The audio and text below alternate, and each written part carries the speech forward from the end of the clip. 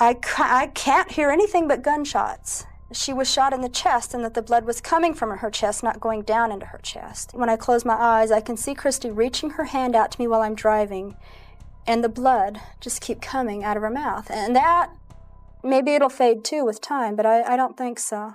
That haunts me the most.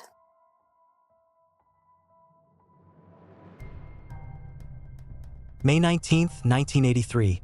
A battered Nissan Pulsar tears into the emergency bay of a hospital in Springfield, Oregon. Its doors flung open to reveal a scene that would scar everyone. Inside the car are 3 children, 7-year-old Christy, 8-year-old Cheryl, and 3-year-old Dany. Their bodies torn by gunfire, blood soaking into the seats.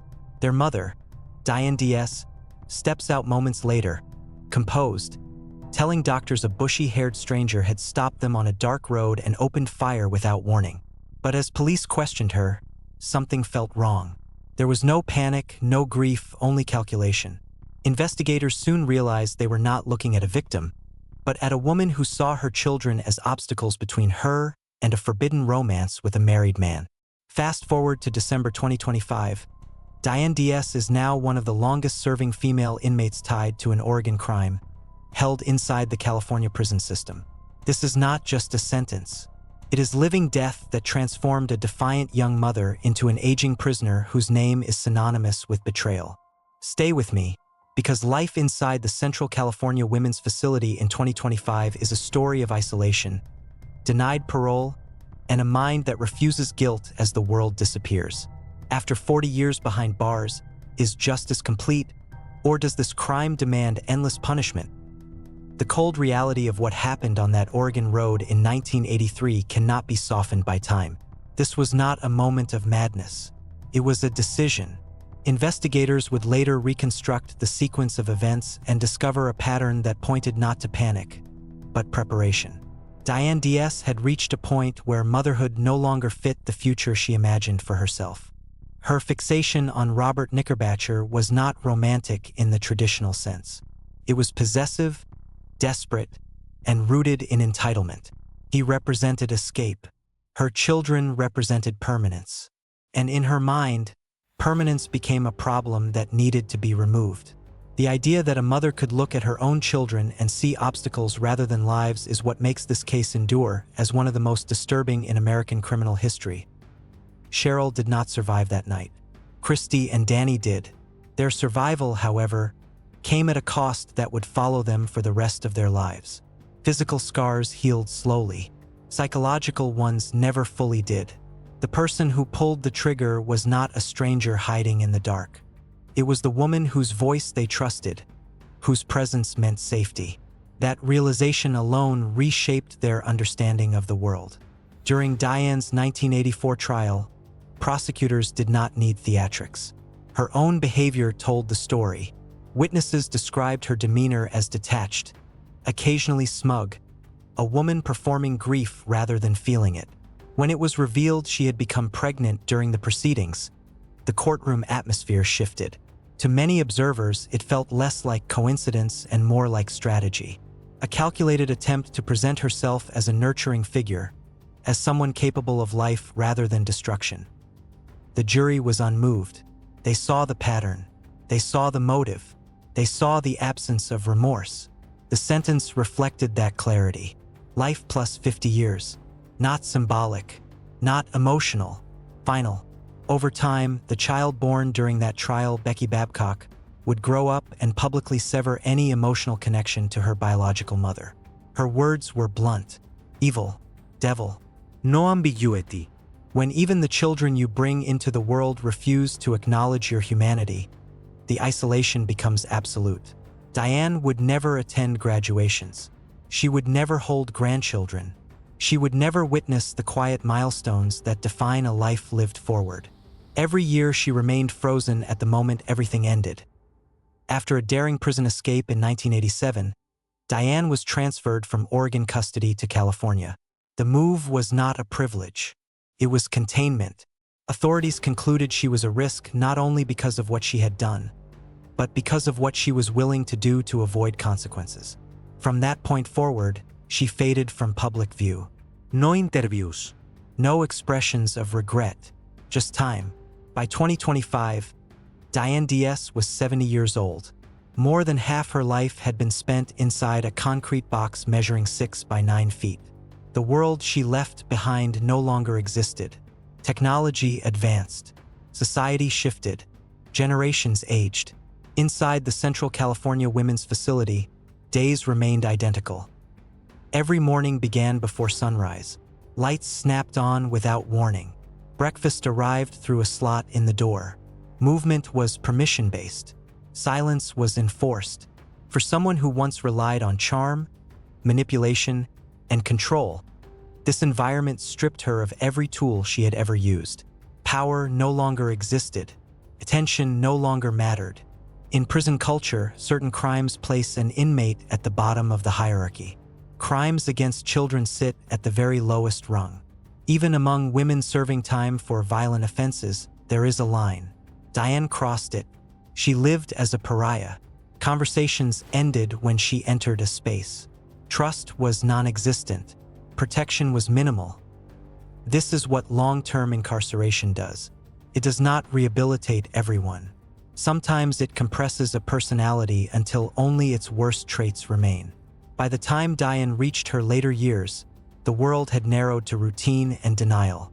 Yet even then, she refused to engage with reality. Stay with me because in the next part of this deep dive, we move into the final stage of her living death. The parole hearings, the psychological evaluations, the moment where time itself confronts a woman who has spent 4 decades pretending the past never happened. As the calendar moved toward the end of 2025, the case of Diane Downs reached a moment that many believed would never come. Another parole hearing. On October 29th, at 70 years old, she appeared before the Oregon Parole Board for the 4th time. On paper, this was her opportunity to demonstrate insight, accountability, and transformation. In reality, it became confirmation that nothing had changed. The board members were not looking for perfection. They were looking for honesty. What they encountered instead was the same narrative Diane had repeated for more than 40 years. The bushy-haired stranger, the conspiracy, the injustice done to her. Not once did she speak about her children as victims. Not once did she acknowledge her role beyond vague deflection. Psychologists who study long-term inmates describe this phenomenon as identity preservation. When a person builds their entire sense of self around innocence, admitting guilt becomes existentially impossible. For Diane, confession would not simply mean remorse. It would mean accepting that her life, as she understood it, had been built on a lie. So she did what she had always done. She doubled down. The board noted this explicitly. Lack of insight, lack of empathy, persistent narcissistic traits. These were not historical observations. They were current findings. Age had not softened her. Time had not humbled her. While Diane argued for release, Christy and Dany prepared statements urging the board to deny parole. Their lives had moved forward, but the shadow never left. Every hearing forced them to reopen wounds they had spent decades learning to manage. They were not seeking revenge. They were seeking safety. They understood something the board also understood. A woman capable of shooting her children while they slept is not someone who ages out of danger. Trust, once destroyed at that level, cannot be rebuilt. For them, parole was not an abstract legal concept. It was a threat.